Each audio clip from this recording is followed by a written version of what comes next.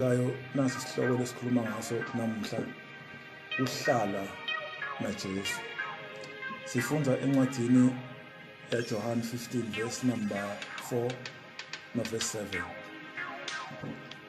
Hlalani kimi nami kini, njengalokhu igatsha lingethele izithelo ngokwalo kuphela uma lihlala emvinini, kunjalo nani kuphela uma lihlala kimi. Uma nihlala kimi namazwi ami ehlala kimi, niyakucela enikuthandayo nikwenzele. Siyabonga kakhulu bathandekayo. uNkulunkulu lana noma uJesu ukhuluma ngomfanekiso ukuthi yena ungumvini ongiwona wona, ubaba wakhe ungumlimi. Uma angumlimi nje lephuzo lithi umvini owona wona, kusho ukuthi lo mvini ukhipha izithelo etimnanzi and lo mvini lona awumdisappoint nangalokho langa. Manje lana sithola iphuzu number 4 lithi hlalani kimi, njengokuba nathi singabantwana bakaNkulunkulu uthi asihlaleni kimi, hlalani kimi nani kimi. Bathandekayo kuqinisa ukuthi thina njengabantwana bakaNkulunkulu akukho lesikhonako ukukwenza uma Jesu angekho. Asikhoni kwenta lutho Jesu nakangaba ngekho. Kungako lithi live lenkosi nitawuthela tithelo letiningi ngoba nihleli kuJesu. Uhlala kuJesu bathandekayo. Jesu nguye loyi-foundation yethu, nguye losicalo sekukholwa kwethu, and kumnanzi uhlala kuJesu. And uhlala kuJesu bazalwane kuhle kangakanani, ngoba nangelilodwa ilanga awutholi udisappointed nangabe uhleli kuJesu. Kakhulu kulesikhathi lesilikhulu kangaka singebantwana bakaNkulunkulu, kubaluleke kakhulu ukuthi asihlaleni kuJesu, yena longumqalisi nomphelelisi wokukholwa kwethu. Bathandekayo, ngaphandle kukaJesu impilo yethu ayikho. That is why namhlanje athi yena hlalani kimi nami ngiyohlala kimi. Bathandekayo, iqiniso ukuthi nihlala kimi nje, nina kanjalo niyohlala kuphela uma nihlala emvinini. Bathandekayo, iqiniso ukuthi ithelo atendeki tibe khona uma tisuswa ama-branch isihlahla uma sisuswa ema-branch siba khona njalo ukuze sikhone ukuthela tithelo letiningi. Manje bathandekayo, uma Jesu akhuluma ngetithelo, letithelo leti titholakala encwadzini yama-Galatians chapter 5 verse 22 and 23.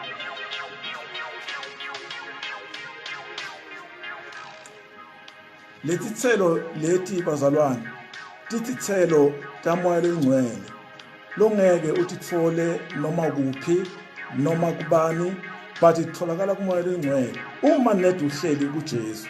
Asisifundzeni letithelo. Kodwa nxa umoya ongcwele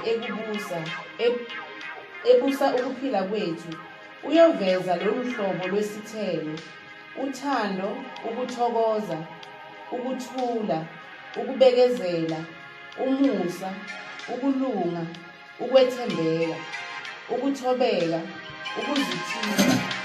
Lapha-ke akukho ukuphambana nemithetho yokuthula. Akabonga uNkulunkulu bathandekayo ekuseni. Uma ulalela kahle lana sithola live lenkosi lithi, kepha uma umoya lengcwele ebusa ukuphila kwethu, siyoveta lolu hlobo lwetithelo, uthando. Bazalwane, letithelo uma utibala tu9 tithelo tikamoya lengcwele, and likholwa nelikholwa longumntwana kaNkulunkulu kufanele abe nato letithelo ngoba tiyatholakala kuJesu. Kuliqiniso ukuthi bazalwane, yeka uthando lungaka uJesu asithande ngalo lokuba sipite ukuthi singebantwana bakaNkulunkulu. Kanjalo nathi bathandekayo siphila sikhona emhlabeni, uthando kufanele si-return back kuJesu, simthande ngomphefumulo wethu wonke nangenhliziyo yethu yonke, and emva kwaloko bese thina sesiyathandana. njengabantwana bakaNkulunkulu. Bazalwane, kuyiqiniso ukuthi uthando izwi lenkosi lithi lusibekela inqaba yezono. Uthando bazalwane uma lukhona kithi sizokhona ukuhlala, sihlale kuJesu, sihlale noma simo singayiphi indlela, ngoba sibuswa ngilolu thando. Lolu thando lolu lunamandla ngoba sihlezi noJesu, asikho sodwa, asisisodwa kulolu thando. Bathandekayo, kuyiqiniso ukuthi uma uya ku number 2 ukubekezela, uNkulunkulu asibusise. Bazalwane, kulesikhathi lesikuso singabantwana bakaNkulunkulu, ukuhlala kuJesu, Jesu uyasihlalisa, asihlalise ngokubekezela. Kubaluleke kakhulu usingabantwana bakaNkulunkulu ukuthi asibekezeleni masinyane ozako uyeza. Bathandekayo, ngeke alibali kulunga ukubekezela. Uma ngelinye ilanga ukuthathe njengomlimi, umlimi uma ahlanyela uvukula inhlabathi kuqala ayilungiselele angakafaki imbewu. Uma sekayifakile imbewu abese uyalinda, alinde imvula yokuqala, alinde nokuthi mhla yaphuma imbewu yakhe ayifakile emhlabathini uyombona ngokujabula ngoba ubekezele. Bathandekayo, nathi kanjalo singabantwana bakaNkulunkulu asibekezeleni, sihlale kuJesu.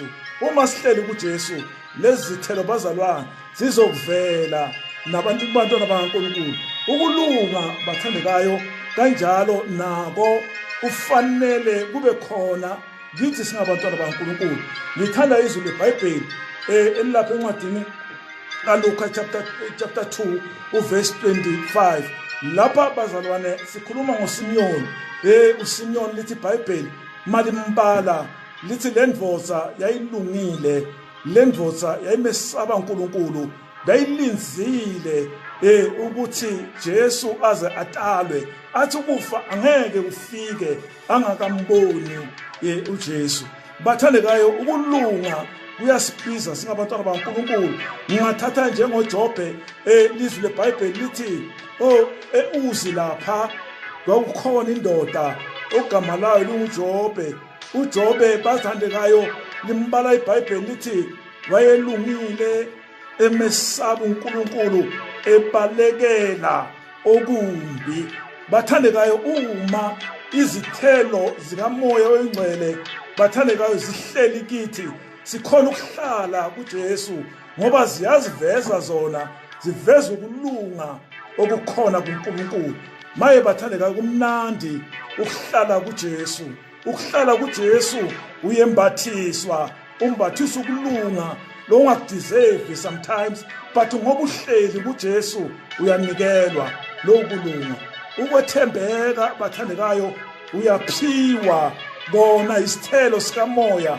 Angeke ukuthole nomaphi, angeke ukuthole kufavor yomfundisi, angeke ukuthole favor kabani, kodwa kutholakala ngoba uhleli kuJesu. Izithelo zikamoya, umntwana kaNkulunkulu athembeke kokuncane, athembeke nalokho okungabonakali, but athembeke ngoba ngelinye ilanga bazalwane sizimisele ukuthi lo Jesu athi asihlale kuye, sizophila naye, sihambe naye, siyofika kwelesithathu izulu.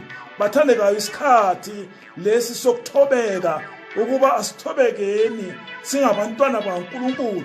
Ukuthobeka kusembathe ekuhlale kithi singabantwana bakaNkulunkulu, sizibambe, sizithibe, self control. Bathandekayo, nakulesikhathi esinzima kangaka, uma sihlezi kuJesu sizokhona ukuzibamba. Bathandekayo, izimo zikhona ngaphandle, nasi isimo sikuso sihleli ku-lockdown. Uma sihleli ku-lockdown ngalendlela esihleli ngakhona, kubaluleke kakhulu i-self control ibe khona kulo nalowo ohleli kuJesu. Bathandekayo, siyezwa bakhuluma ngezigigaba ezikhona ezivelako, abantu bangaziphathi kahle emakhaya, but thina ngeke simnezele singenelele kuleyo namba because sihleli kuJesu. uJesu uyasenza ukuthi sibe naleyo self control, sizibambe bantwana basekhaya. uJesu masinyane uzobuya. Bebazalwane, uma umntwana kaNkulunkulu ahlala kuJesu uma asekhwayeni, ahlala kuJesu ngoba ahlanganyele enkonzweni. Kulamalanga kumisiwe konke lokho. Hlala kuJesu usekhaya, umbone muhle, umbone kusisa, umbone kuphakamisa, umbone enawe, umbone ehamba nawe, ethwala nakulesikhathi esinje. Bazalwane, singabantwana bakaNkulunkulu okufanele sihlaleni ulo nkulunkulu wethu. Umusa kaNkulunkulu bazalwane awube khona kithi. Umusa kaNkulunkulu sifanele ngoba siyaphiwa ngokuhlala kuJesu. Lo musa ongaka esiphiwe wona bazalwane usanele thina esihleli kuJesu. Bazalwane, kulesikhathi esikuso sidinga umusa kaNkulunkulu. Sibe nomusa kulo nalowo, sibe nomusa wokuzwelana. Singabantwana bakaNkulunkulu asizwelaneni sihleli kuJesu, asithwalisaneni sihleli kuJesu. Bathandekayo, ngiyazi ukuthi isimo noma singatshentsha ngayiphi indlela, but asihlaleni kuJesu. Ngithanda leli lizwi likaNkulunkulu lithi akukho siyokhona ukukwenza ngaphandle kwakhe. Akukho esingakwenza bathandekayo uma uJesu engekho. Uma uJesu engekho bathandekayo inkinga yodwa. Ngiyakhumbula ukuthi uMaria uma umfowabo uLazaro ezoshona uthi Nkosi ngabe ukhona, ngawumfowethu akafanga. Bathandekayo, uma singasukuka kuJesu impilo yethu iyophela, impilo yethu iyoshabalala, singasabi nako injabulo. That is why lithi iBhayibheli likhuluma ngentokozo. Intokozo bazalwane isithelo sikamoya. Ngako lithi iBhayibheli uma ufunda incwadi yabaseThesalonika nithi thokozani njalo njalo enkosini. Yebazalwane, kubaluleke kakhulu ukuthi izithelo sikamoya ukuthokoza. Sithokoze bazalwane enkosini, sihleze emakhaya sithokoze enkosini.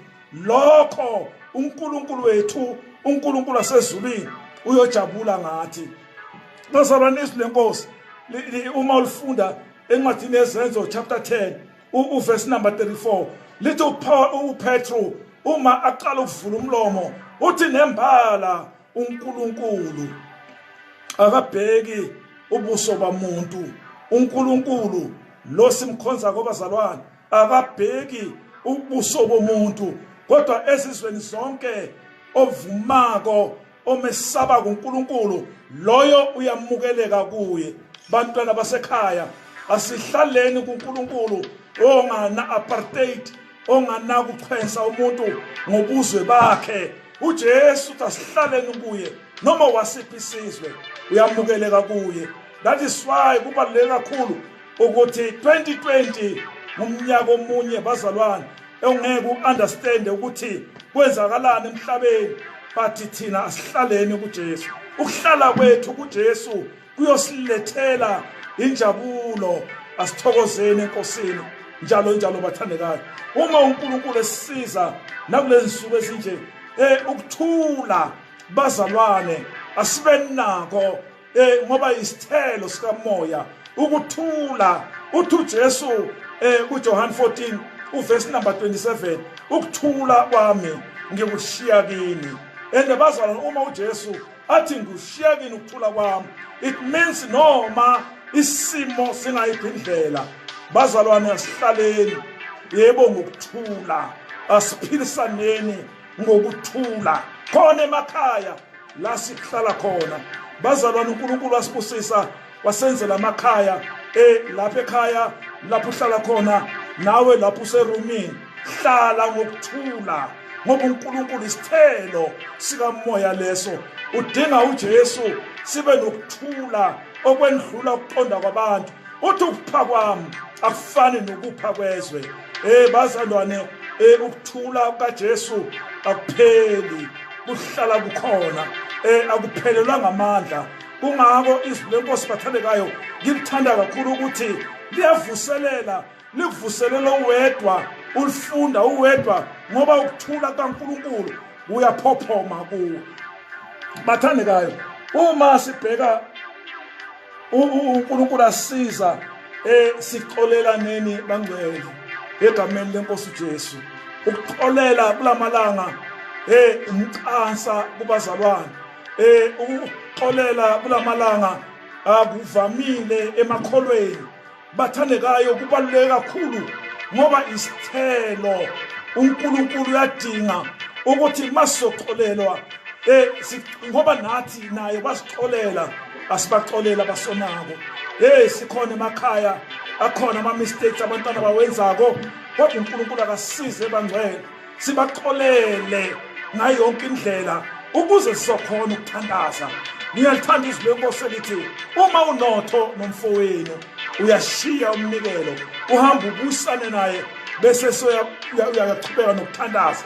Manje nathi sikhona emakhaya nabantwana bethu asibaxoleleni emaphutheni wabo ukuze sizokhona ukuthandaza kulesikhathi esikuso bazalwane. Siyamdinga uNkulunkulu. Izwi lenkosi lithi ukuze sithele izithelo eziningi. Uthi uJesu mina ngumvini owona wona umvini othela izithelo eziningi, othela izithelo ezinhle, othela izithelo ezimnandi ngoba sihleze emvinini enguJesu. Bathandekayo thina singamagatsha ibandla likaNkulunkulu. That is why uPaul akhuluma lamagama athi thina singumzimba kaKristu. uKristu uyinhloko yalo ibandla. Kungako bangcwele uNkulunkulu akasize siyibandla likaJesu singabantwana bakaNkulunkulu. Asihlaleni kuJesu lona singadangali singaphelelwa ngamandla. Ngithanda le verse eka7 elithe uma nihlala kimi namazwi ami ahlala kimi niyocela noma yini niyenzelwe. Yebazalwane kuyinhloso ukuthi ukuhlala kuJesu kunomvuzo, kunama benefit. Ukuhlala kuJesu, uma uhlala kuJesu uthola ibenefit yokuthi uyacela noma yini. That is why lithi the Bible kuMateyu 7:7 celani niyaphiwa, nqonqothani niyovulelwa. Bazalwane kuyiqiniso ukuthi ukucela okwabantu bonke, but uma uhleli kuJesu ibenefit yakhe enkulu ukuthi amazwi kaJesu akuwe, ahlala kuwe, aphila kuwe, ayakwenzisa, ayakukhuthaza. Amazwi kaJesu, amazwi kaJesu uma angekho bazalwane ukujabha kodwa, ukuphelelwa ngamandla, ukudangala ngoba amazwi kaJesu awungekho. Bazalwane sendlulile ekwesabeni isimo esibhekene naso. Now asihlaleni, sihlaleni kuJesu. Amazwi akhe aphuphume, amazwi akhe asibusise imihla ebusuku emini aphile nathi.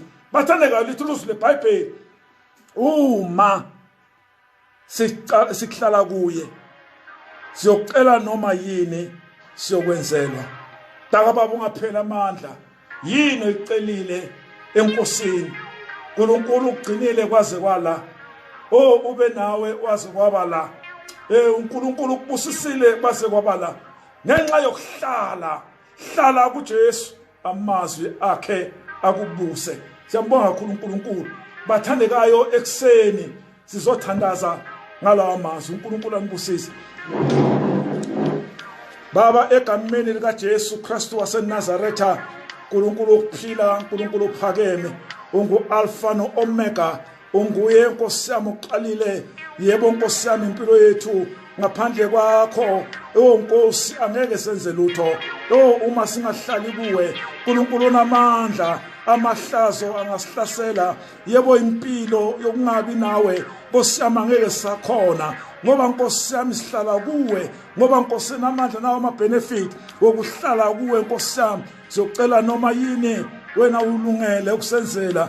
Nawo abantwana bakho Nkosi yami banezidingo ezahlukaneyo emakhayeni. uNkulunkulu namandla, abanye Nkosi yami badinga umsebenzi, abanye banama plans amaningi. Nabo abantwana Nkosi yami ezikolweni, Jehova Jireh hamba nabo, basize Alpha no Omega ukuthi bangalahli ithemba ukuthi wena ukhona. uNkulunkulu namandla uNkulunkulu khona, uNkulunkulu onamandla wonke awube nathi nakulesikhathi Nkosi yami esinje. Nawu lo nyaka Nkosi yami silindele konke nethi masihleli kuwe. Wena Nkosi yami ungumduduzi yebo wezimpilo zethu. Oh wena Jehova ungumAlpha noOmega. Wayicala indaba yenkolo yethu Nkosi yami uzoyifeza. Siyakholwa egameni likaJesu Kristu waseNazaretha, in Jesus mighty name.